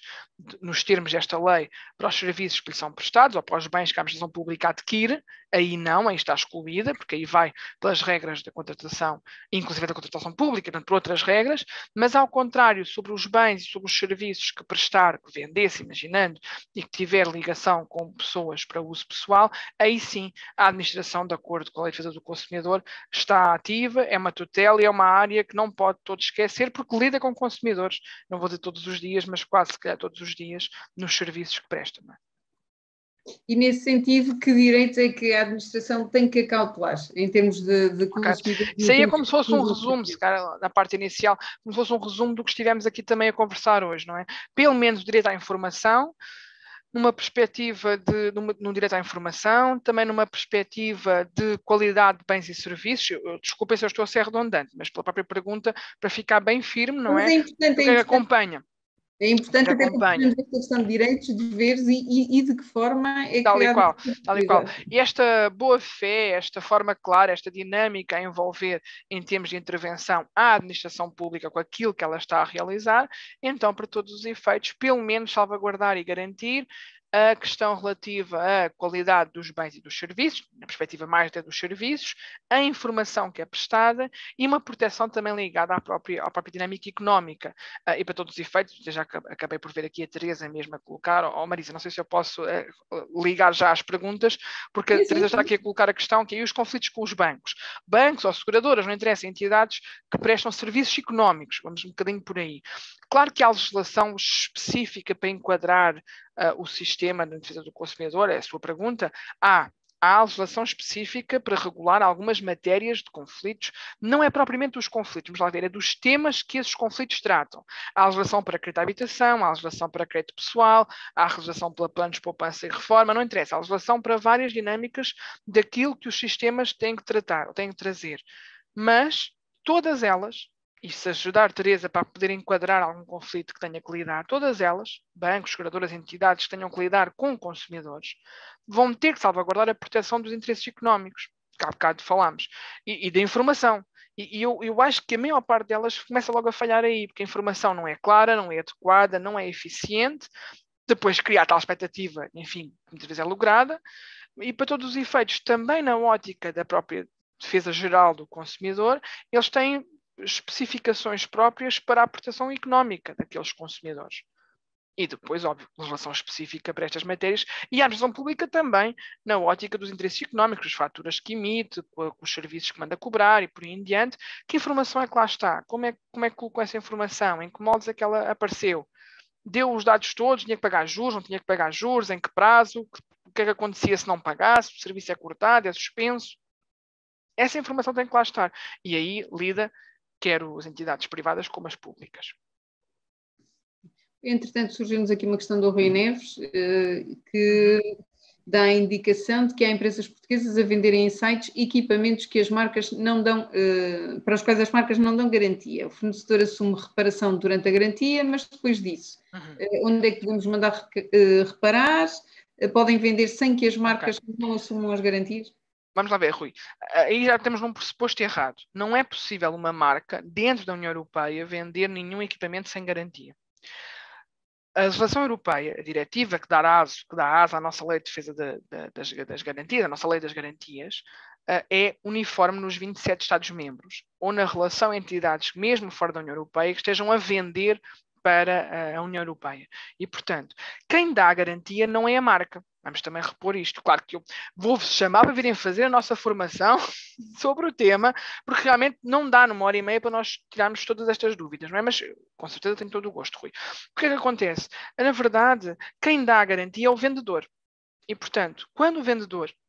tem um produto à venda, é obrigado a dar garantia. Sobre isso não há dúvida nenhuma. Eu não vou reclamar à marca. E não sei se o Rui estava a pensar nisto, mas há pelo menos 2 marcas em Portugal que têm tido problemas nestas óticas. A Apple, que tem muita dinâmica a dizer que não faz reparações, ou que tem prazos de garantia mais curtos, porque na América os prazos também eram diferentes. E há uns tempos atrás, a Swatch, os relógios da Swatch, também havia muitas queixas. Estou a trazer isto em forma pública, porque na verdade já houve processos públicos com estas entidades envolvidas. Não era propriamente que não dessem garantia, era que dificultavam ou delimitavam as formas de atuar quanto a bens que estavam na garantia, por não serem entidades, naquelas alturas, de intervenção ou de sede dentro da União Europeia. Mas o vendedor, ao vender aquele produto, tem que lhe dar a si, consumidor, o direito de pedir a resolução do negócio, a reparação, a substituição do bem ou a redução do preço, que era a tal proporcionalidade do preço. Eu, se calhar, vou dizer, em alguns casos destas entidades, que não peça reparação coisa nenhuma, pede já a substituição do bem por outro, ou inclusive pede já o fim do negócio. Porque se eles começarem a levantar problemas com isto, não sabemos, vamos reparar, onde é que vamos reparar, quem é que vai reparar, eu não estou para entrar nessa falta, entre aspas, de confiança que toda esta relação me vai levar a surgir. Eu não sei muito bem qual era o enquadramento que o Rui estava a colocar, seria uma forma mais generalista, mas fico com estas 2 ideias. Não é possível vender um bem sem garantia. Portanto, não são as marcas que dão a garantia, são os vendedores, e os vendedores em Portugal ou dentro da União Europeia são obrigados a dar garantia. A garantia pode não ser reparar, pode ser substituir, porque não querem fazer reparação. O caso dos relógios, por exemplo, era muito isso, não faziam reparações. Só trocavam, só devolviam o dinheiro. Pois havia às vezes a questão sentimental, mas eu queria muito aquele meu relógio, pois, mas aquele já não há. Agora substituímos, damos-lhe outro, damos-lhe o dinheiro, por aí em diante. Há outras discussões.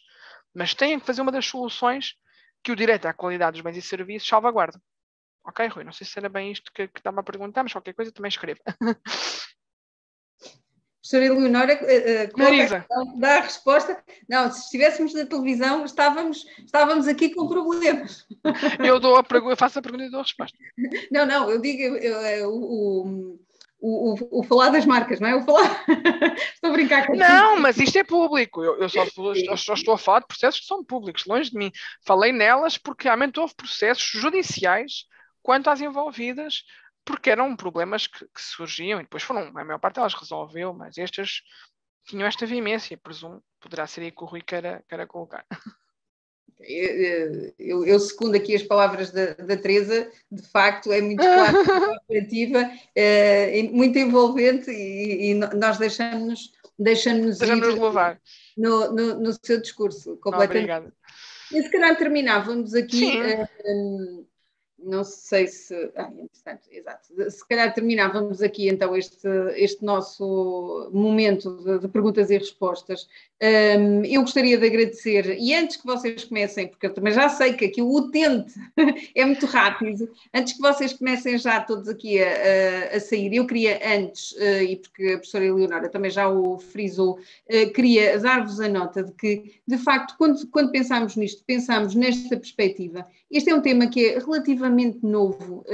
pelo menos não o vemos trabalhado nesta perspectiva da formação, da sensibilização, tanto do atendedor como do próprio utente. E aquilo que nós pretendemos nesta fase também é dar-vos já aqui a ponte para esta iniciativa, para a realização de um curso de 14 horas que vamos subordinar a esta matéria. Está bem? E, entretanto, vamos avançar aqui com a data, dia 23 e 24 de junho. Aqui a norte, 24 de junho, é o São João. Ainda assim, nesta fase, são as datas que eu gostaria de vos avançar. E isto porque a professora Eleonora inspira-nos a confiança para realmente conseguirmos fazer desta formação um espaço muito prático, de questões práticas, em que aquilo que são as efetivas necessidades e aquilo que são até, e como vimos do seu discurso, e desde já lhe agradeço, não é? Aquilo que são as suas práticas assentam muito naquilo que é a vida real, naquilo que são as pessoas reais, e portanto é isto que muitas vezes quem está na perspectiva do atendimento quer soluções a situações mais concretas e não tanta compreensão apenas da lei per si, mas sim depois como é que eu a posso aplicar no meu posto de trabalho. E neste sentido, a professora Eleonora foi desafiada e, como já perceberam, desafiei com ela, porque entretanto, rapidamente a situação está resolvida. Portanto, esta é uma nota. Uma outra nota, e antes de compartilhar os nossos próximos webinars, é o meu agradecimento pela forma envolvente e que reforça mais uma vez o trabalho que aqui que procuramos fazer, que é um trabalho de serviço, também de serviço público, professora Eleonora. Queremos, junto dos serviços, seja em matéria de público, seja em matéria de privado, contribuir efetivamente para a capacitação das pessoas. E é assim que isto se faz. É desta forma envolvente, com sentido de missão. O seu discurso é isto mesmo, é este sentido de missão. Obrigada. De ser pedagógica e, portanto, acho que ainda não tenho aqui os inquéritos finais, mas... Não, claro, eu é que agradeço. E espero realmente motivar-vos e possamos nos encontrar numa formação ou noutras áreas, nesta área, ou no que entenderem, mas que seja nestas datas, seja outras, eu por acaso nem lá está, às vezes o pessoal se lembra que o 24 de junho é muito importante aí, mas pode ser nessa semana, mas mais claro, eu deixo aqui em curso e aos colegas que queiram participar, não é uma questão de datas, a gente tem que apresentar, claro, não é? Mas da minha parte saibam que há extremamente disponibilidade para organizarmos. Se for muito interessados para outra data, a gente quer interessados, ou seja, no fundo nós queremos é conversar sobre os temas. Eu acho que realmente estas indicações, estas informações têm que chegar a mais pessoas, têm que chegar a mais gente, para evitar os conflitos, pelo menos nesse sentido. O que eu puder fazer para isso, contem comigo. Sim, parece que me adivinha o pensamento. Normalmente também é assim que nós fechamos. Como sabem, a Incurso, e o Dício é uma entidade privada, mas também com sentido de missão. E aquilo que nós vamos fazendo também, através dos canais que temos para divulgar a informação, seja informação dos nossos cursos, seja informação que alavanca depois os trabalhos dos nossos potenciais utentes clientes, nós fazemos através das nossas redes. E o LinkedIn é uma excelente ferramenta para isso. E, portanto, eu pedi àqueles que ainda não nos acompanham, não acompanham o nosso trabalho, que o possam fazer também por aí. É lá, e agora permita-me encerrar isto, eu gostava também de vos dar nota de que agora vamos descansar um bocadinho no mês de junho, mas no final do mês de junho voltaremos aqui ao tema que nos acompanha desde o início do ano, que tem a ver com o ambiente, e estaremos com Jorge Cristino e o tema será subordinado à missão das cidades no combate às alterações climáticas, e depois voltamos também a um tema que nos tem sido muito caro, que é a questão do urbanismo, a reabilitação urbana passo a passo com Dulce Lopes. Portanto, lá está, acompanhem o nosso trabalho nas redes, acompanhem também a professora Eleonora, porque é também alguém que está muito ativo nestas matérias e faz muito sentido podermos, para aqueles que aqui estiveram, com certeza têm interesse no tema, também para se manterem atualizados. Eu, da minha parte, resta-me agradecer a vossa disponibilidade, saber que estão no vosso posto de trabalho e a tentar fazer aqui um multitask. Portanto, isso também só revela o empenho que os serviços têm em relação a estas matérias e a importância do bem servir o cidadão. Professora Eleonora, mais uma vez, é a quarta vez, mas nunca será demais. Muito obrigada pela sua disponibilidade. Nada, eu é que agradeço. Muito obrigada obrigada a todos. Obrigada a todos. E voltamos a ver-nos, com certeza, numa sala por aí.